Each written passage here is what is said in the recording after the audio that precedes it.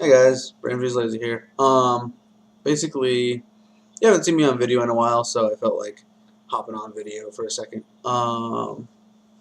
And I just had a couple things on my mind about Yu-Gi-Oh that I didn't like, and a question for you guys to answer. And so let's just get into that. Basically, I don't like decks that are non-interactive. I don't like playing against Exodia builds that are just like, let me play this, draw, let me play this, draw, let me play this, draw. Cool, I got 4 pieces of Exodia. Let me set that card that lets me go grab another piece. Game.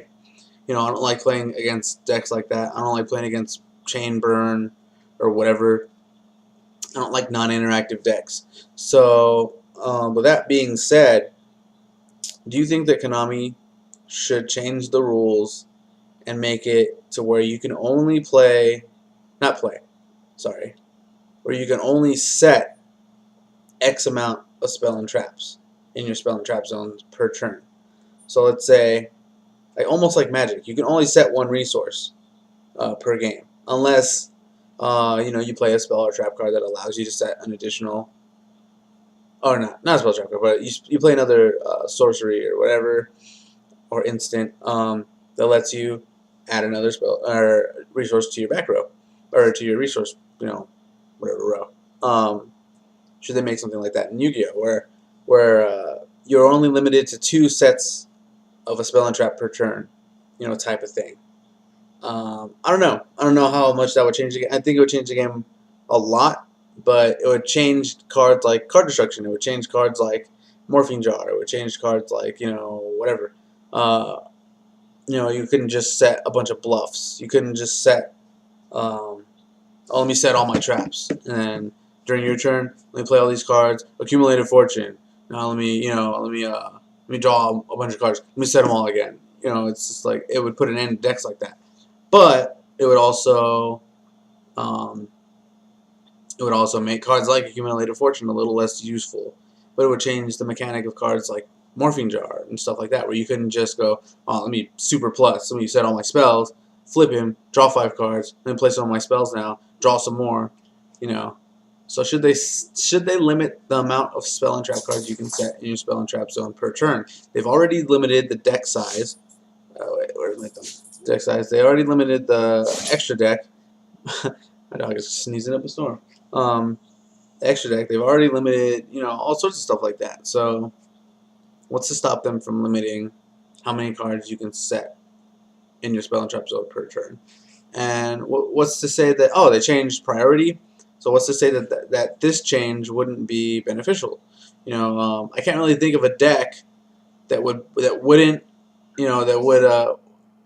this wouldn't be an issue with, I guess, where maybe you couldn't bluff like that anymore, but most people don't play a lot of traps anyway, and then if they do, they're not setting like 4 or 5 of them, so they're usually set 2 to 3. So you think a limit of 2 sets per turn would be enough? It would still make cards like Stardust Road live, and other cards like that. You could set 1 card in Starlight Road, and the field spell card wouldn't count. I guess the field spell card is kind of in its own area. I know it does count towards the spell card, zone. So there are technically 6 spell zones. But anyway, so before this video gets too long, yeah, what do you guys think of that? What do you guys think of that mechanic? They've already limited the deck size from minimum 40, maximum 60. They limited the unlimited extra deck to 15 cards. They took away priority. That made the game really cool. Cards like BLS can't come out and go priority, pop that real quick before I get stopped. Or cards like Snipe Hunter can't go, oh, let me roll real quick to see if I can pop something cool. I got it. Before you kill it. That's it. It's gone. So stuff like that. Along those lines, do you think that it would be beneficial to minimize the amount of cards you could set in your spell and trap card zone?